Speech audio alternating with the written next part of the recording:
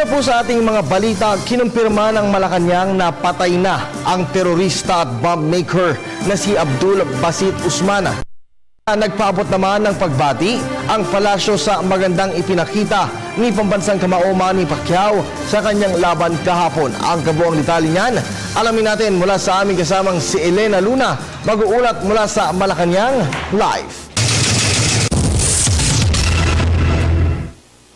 Maraming salamat, Kirby. Ipauubaya na ng palasyo sa mga mambabatas ang pagsukat ng sinseridad na ipinapakita ng MILF matapos sa malaki ang papel na ginampanan nila sa paghuli at pagpatay sa teroristang si Basit Usman. Ayon kay PCOO Secretary, ipinapakita nito ang patuloy na pakikipagkaisa at pagiging katuwang ng MILF sa pamahalaan sa prosesong pangkapayapaan.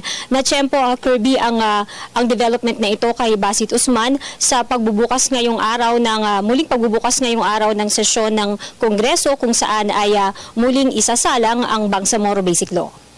Pumapasok tayo doon sa panahon na pag-uusapan na ng ating mga mambabatas yung hinggil sa pagpapasa ng isang Bangsamoro Basic Law at mauuna ang mga mambabatas at ang ating mga mamamayan ay naghahanap ng konkretong manifestasyon na magpapatunay sa matatag na pagkakasunduan o pagkakaisa ng ating pamahalaan at ng MILF sa pagpapaganap o pagpapatatag sa prosesong pangkapayapaan. Kaya sa panahong ito ay talagang yan ang hinahanap ng iba't ibang mga stakeholders, no?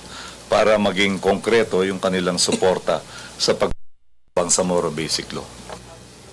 Sa briefing din kanina, Kirby, ay binigyang diin ng palasyo na kaisa ang pamahalaan ng sambayanang Pilipino sa pagdarasal at pagsisikap na mabuhay si Mary Jane Veloso. Kanina ay binigyang diin din ni Secretary Coloma na hindi hinahabol ng Pangulo o ng gobyerno ang anumang papuri.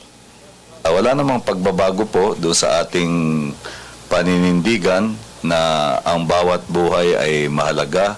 Bawat buhay ng bawat Pilipino ay pinapahalagahan ng ating pamahalaan.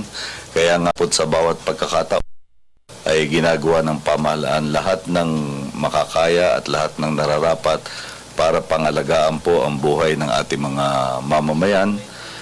Hindi po interesado si Pangulo Aquino at ating pamahalaan kung sino ang makakakuha ng kredito. Ang mahalaga po ay yung pangangalaga sa buhay ng bawat Pilipino at sa pagtiyak na iiral ang tunay na katarungan. Kanina rin, Kirby, ay muling nagpahayag ng suporta ang Malacanang kaya Congressman Manny Pacquiao naging laban niya kahapon kay Floyd Mayweather. Si Congressman Manny Pacquiao po ay tinuturing ng sambayan ng Pilipino bilang pambansang kamao. At para sa ating pong lahat, siya ay ang ating people's champ. No? Dahil katulad nga ng ipinahiwatig ni Pangulo Aquino sa kanyang goodwill message, no? Sa bisperas ng kanyang laban, nagpapasalamat tayo sa kanya, no? Dahil siya ay nagbibigay ng inspirasyon sa araw-araw ay sinisikap na malagtawan ang mga hamon ng buhay at mapabuti ang kanilang kinabukasan.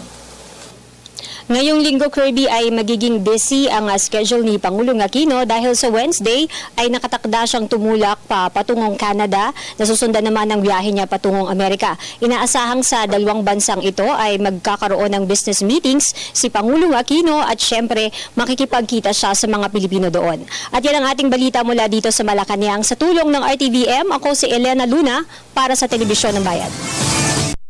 Salamat sa iyo, Elena.